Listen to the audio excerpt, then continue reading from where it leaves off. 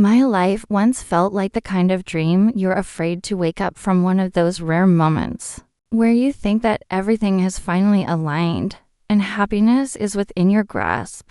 I was about to marry Julian, the man I had envisioned as the father of my children, my partner for life, my refuge from the chaos of the world. Every detail of our wedding was carefully planned: the flowers, the music, the menu, even the little things that only Julian and I would understand. My mother stood there, tears of joy streaming down her face as I looked at myself in the mirror. Dressed in my white gown, I thought I had finally found what everyone talks about: true happiness.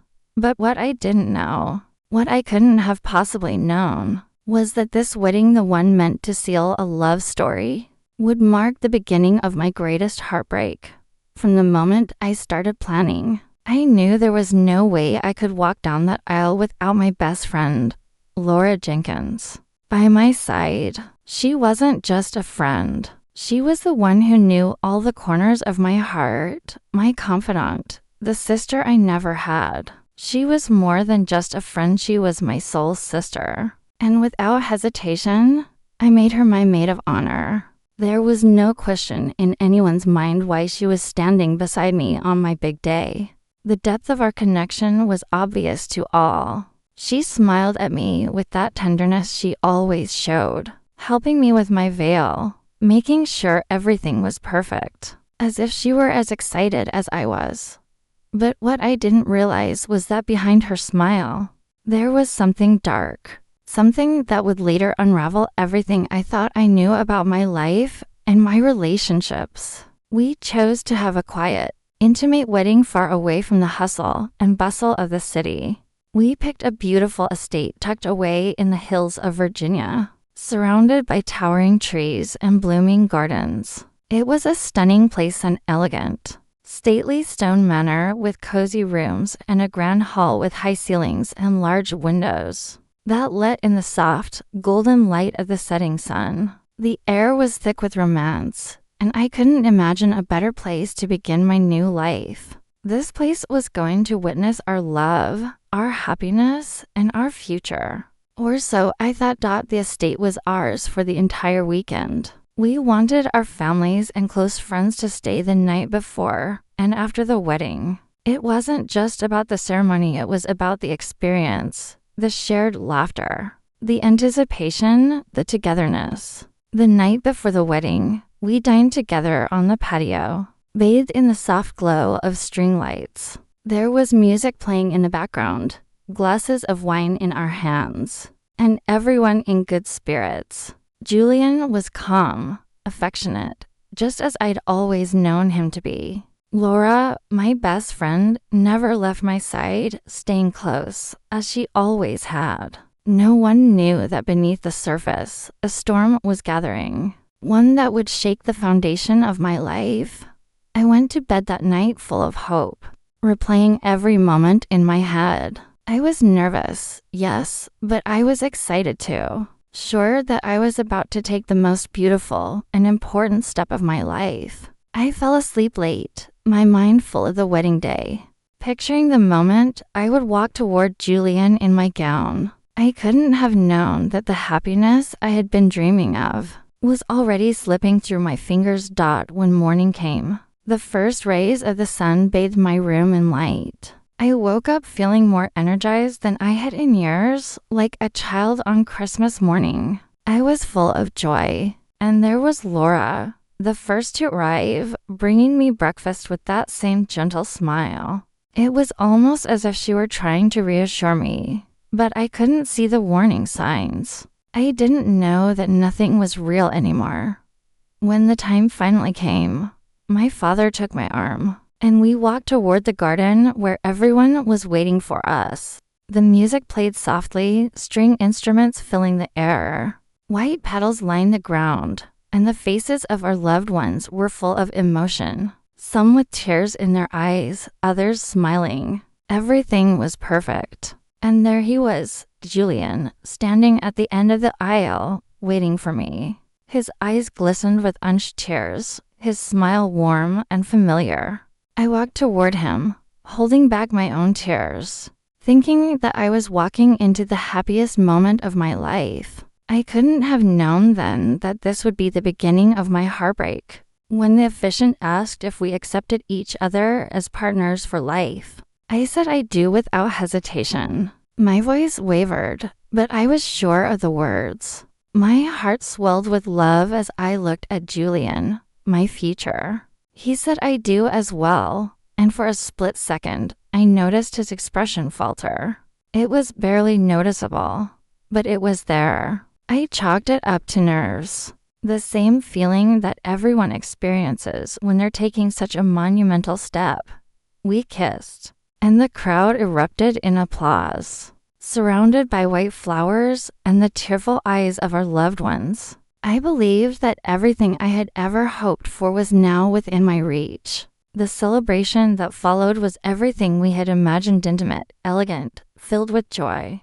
We dined under the stars, the soft glow of candles illuminating the tables. Laughter filled the air, and the atmosphere felt so right. Julian spoke with our guests, laughing, but there was something in his eyes, something distant. I tried not to dwell on it. Maybe he was just tired. Maybe it was the stress of the day. I decided to ignore the unease in my heart. As the night went on, my father stood up to give a toast. He spoke about how proud he was of me, how he had watched our love grow, and the happiness I had found. Everyone applauded, and Julian raised his glass with a smile that didn't quite reach his eyes. It felt off, like he was forcing the emotion. My heart sank. I tried to shake the feeling, but it lingered. After the party, we made our way to the bridal suite, a beautiful, romantic room filled with flowers and candles. My heart was racing with excitement, eager for the intimacy of our first night as husband and wife. Julian placed his watch on the nightstand, removed his shoes without a word, and sighed deeply. I went to hug him, expecting a moment of closeness, but instead, he simply said, "I'm tired," in a flat, emotionless tone. He didn't even look at me. My world tilted. He walked to the twin bed in the corner, didn't say goodnight, and turned off the light. I was left sitting there, confused, hurt, and alone. I couldn't understand it. This was supposed to be the happiest night of our lives. Instead, it felt like a nightmare. I stayed awake for what felt like hours, hoping for something, anything, a word, a gesture, some sign that this wasn't real. And then the noise started. A muffled sound from the other side of the room jolted me awake. I sat up, my heart racing.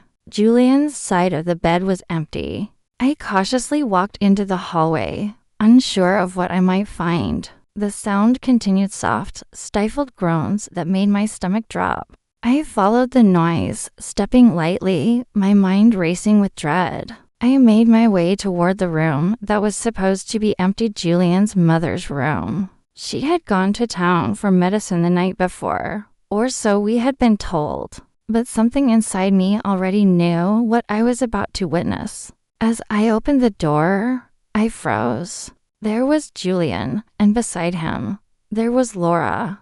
I felt the world collapse around me. The sound of their laughter, their whispers, and the groans. It was everything I had feared. My best friend, my maid of honor, was in my husband's arms. I couldn't breathe. It felt as if the earth had opened up beneath me. I leaned against the door, stunned, unable to move. Every word, every whisper, every sound hit me like a physical blow.